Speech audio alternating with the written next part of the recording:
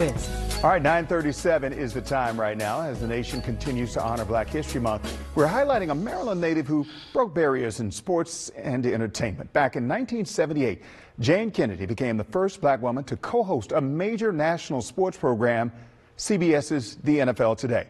Now, I recently spoke with her about her incredible journey from Hollywood to history. Take a look.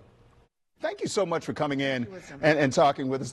I'm really excited. I've been working on trying to get you on as an interview for a while, so I am truly blessed to have you in here. So let's talk about, the barriers that you broke before we get into your book, which will be in your book, which is in your book. Yes, it is. I mean, at the time, what was your goal, your agenda? Did you know that, okay, I'm about to create history here for a whole bunch of people that look like Little Wisdom Martin who watched you on TV?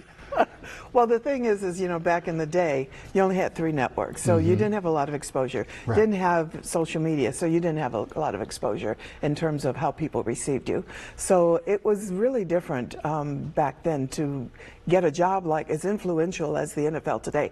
I knew how big that was, but I had no idea how much of an impact it would have on my career. Right. I knew that it would catapult me, but I didn't know in the business. Right. But I didn't know how it would impact the little girls, the Oprahs, the people that followed me and said, "I want to grow up and be just like her." Right. Look, there's a black girl on TV. Right. I can do that too. Maybe I can do that.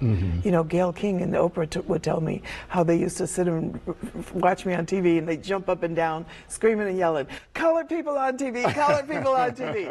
And it let them know that they could too. Right. You were already a star.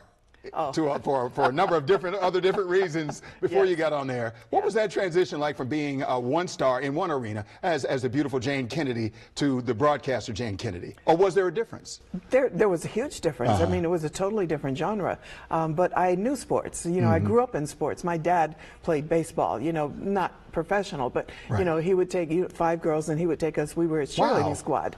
So sports was in my blood from day one. And then Jim Brown, I played, he played when I was a child in Cleveland. I grew up in Cleveland. Right. So, being around sports was something that was in my blood.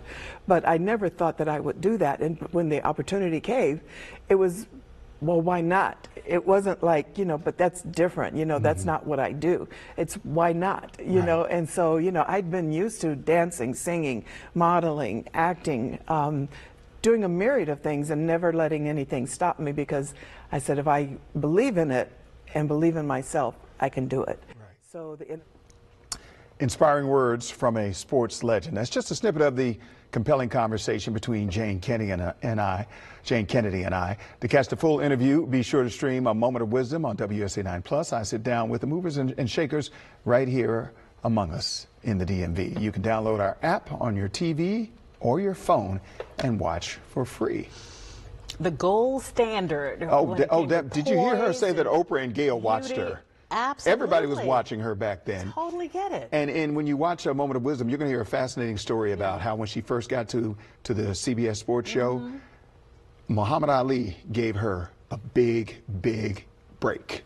Oh, you'll have to watch the show. The greatest recognized. The greatest recognized. Yeah. Yeah, he recognized the greatest. And he was very significant in her story. P.S. My high school boyfriend was in love with her, but I forgive her. I mean, most everybody. Men were. So let's not forget, she was a Stunning. beauty standard, gorgeous, and still is. All right, I loved it, Wisdom. All right.